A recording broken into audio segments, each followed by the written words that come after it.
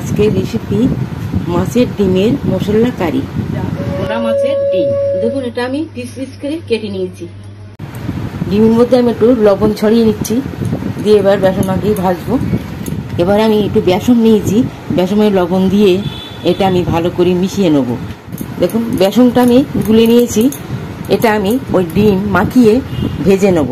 দেখুন বেসন মাখিয়ে আমি মাছের ডিম ভেজে নিচ্ছি। খুব হালকা মাখাতে হবে, বেসন খুব সামান্য, ভাজার সময় যাতে ডিমটা না ফাটে তার জন্য একটু বেসন মাখিয়ে নিচ্ছি।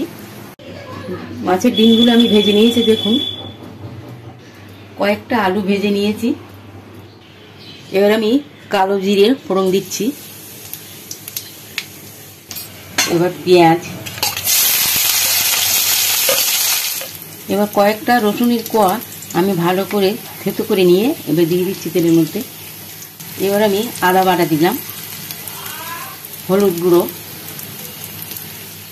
লবণ। এটা আমার কষানো হয়ে গেছে, এবার আমি জল দিয়ে দিচ্ছি। ধনের গুঁড়ো, জিরের গুঁড়ো, লঙ্কার গুঁড়ো, সরষের তেল, এগুলো দিয়ে আমি ভালো করে মিশিয়ে নিচ্ছি। একটু পরে আমি ওর মধ্যে এটা দিয়ে দেবো, পেঁয়াজ গাছ, এগুলো আমি এবার এর মধ্যে দেবো। এবার ভেজে রাখা আলুটা এর মধ্যে দিয়ে দিচ্ছি। তৈরি করে রাখা মশলাটাও দিয়ে দিয়েছি। ভেজে রাখা মাছের ডিমগুলো আমি এর মধ্যে দিয়ে দিচ্ছি। এবার কিছুক্ষণ ফুটিয়ে নেব। এবার আমি একটু গরম মশলা দিয়ে এটা নামিয়ে দেবো।